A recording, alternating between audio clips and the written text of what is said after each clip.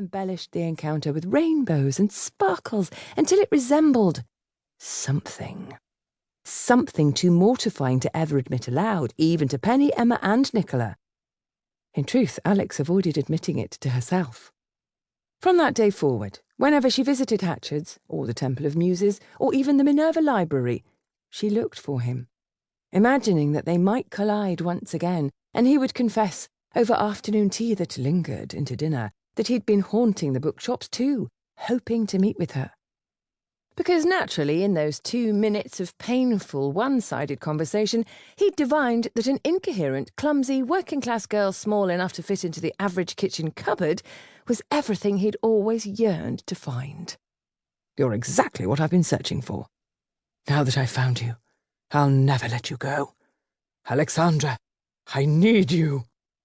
Common sense? Pfft. Alex worked for her living, setting clocks in the homes of wealthy customers. And she didn't have time for dreams. She set goals, and she worked to achieve them. Feet on the ground, shoulders squared, and head on straight. She would not, absolutely not, be carried away with romantic fantasies. Sadly, her imagination ignored this memorandum. In her daydreams, the afternoon tea led to walks in the park, deep conversations, kisses under the stars, and even, Alexandra's dignity wilted just thinking of it, a wedding. Truly, a wedding. "Do you take this man, anonymous bookshop rake with horrid taste in children's literature, to be your wedded husband?" Absurd! After months of attempting to quash this madness, Alex gave up. At least the fantasies, foolish as they might be, were hers to keep secret. No one else need ever know. In all likelihood, she would never meet with the bookshop rake again. Until, of course, the morning that she did. Chapter 1. The morning began in the same way as most of Chase's mornings lately, with a tragic demise.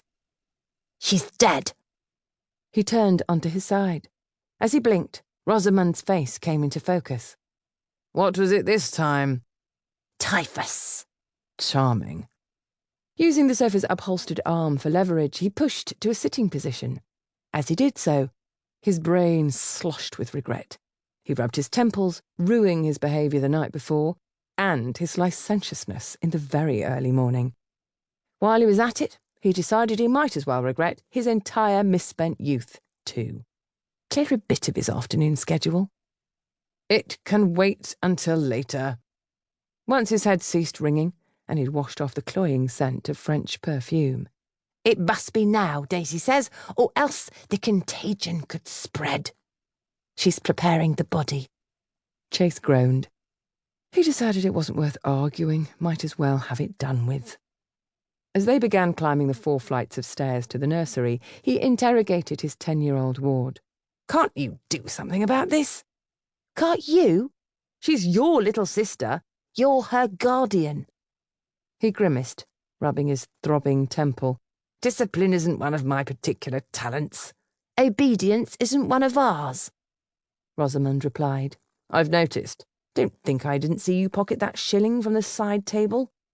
They reached the top of the stairs and turned down the corridor. "Listen, this has to stop. Quality boarding schools don't offer enrolment to petty thieves or serial murderesses." "It wasn't murder. It was typhus." "Oh, to be sure it was." "And we don't want to go to a boarding school." "Rosamund, it's time you learned a harsh lesson." He opened the nursery door. "We don't always get what we want in life." Didn't Chase know it? He didn't want to be guardian to a pair of orphaned girls. He didn't want to be next in line for the Belvoir dukedom, and he most assuredly did not want to be attending his 4th funeral in as many days. Yet here he was. Daisy turned to them. A veil of dark netting covered her straw-coloured curls. "Please show respect for the dead." She waved Chase forward. He dutifully crossed to her side, bending down so that she could pin a black armband around his shirt sleeve. "I'm sorry for your loss," he said. "So very sorry. You don't know how sorry." He took his place at the head of the bed, looking down at the deceased. She was ghostly pale and swaddled in a white shroud.